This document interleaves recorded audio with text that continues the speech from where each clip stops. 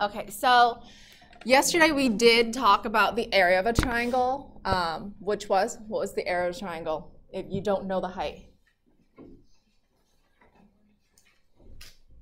So there were three, but they're very similar. Give me one of them. Yeah, so 1/2 the base, right, or leg B times leg C times the sine of angle A, right? If you were using leg B and C already, would you agree? Okay. Okay, so today it says Heron's formula. The area, they're using K this time instead of A, which is the same thing. The area K of a triangle. Now, if you are only giving sides and no angles are given at all, okay? So with sides A, B, and C, is K equals square root, big square root, okay? S times the quantity S minus the first leg times the quantity S minus the second leg, which is B, and then times the quantity S minus the third leg. Now what S is just half of the sum of A, B, and C, okay? Now, do you have to use this formula? Not really. You can still find the height old school and then find the area that way. So let's practice example 1. Find the area of the triangle. Are you giving all sides? Are you giving one side, two sides, and an angle? Which one are we? Yeah, two sides and an angle. So which formula of the area is best to use in this problem? The first one. What is the formula for the first one if you're given angle C? Area equals half, right? Is there a half in there? Half times C and B. Are you sure? No. A and B times sine of C. Okay. We know A and B, don't we? Okay, so what's A? 8. What's B? 6. What's big C? Great. So what's half of 8? 4. Very good. 4 times 6. What's sine of 30 degrees? Half. Perfect. Is that all right? Then what's 4 times 6 times a half?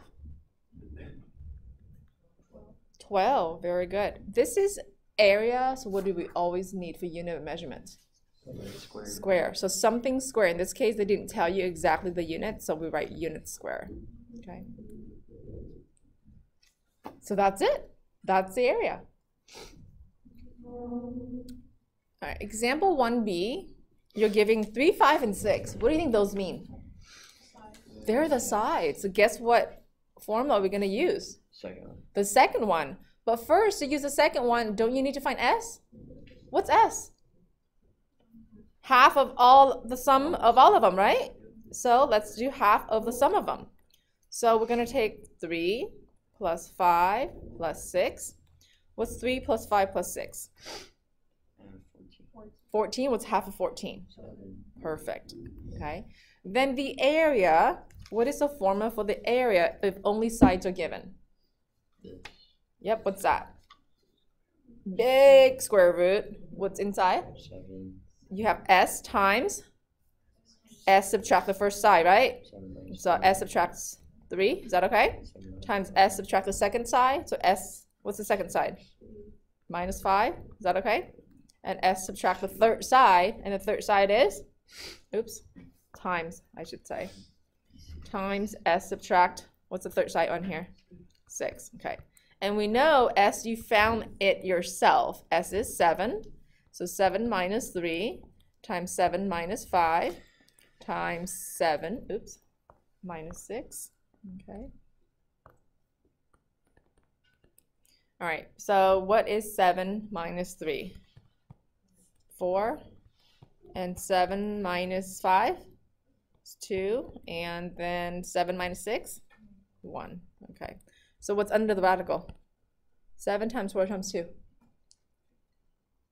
Actually, can I simplify that before I multiply that out? What would you simplify? What can you take out? Yeah, this is square root of 4, right? So what's square root of 4? 2. And then what's left inside? 14. Perfect. And because, again, this is area, so what do you have to write for units of measurement? Yep, unit square.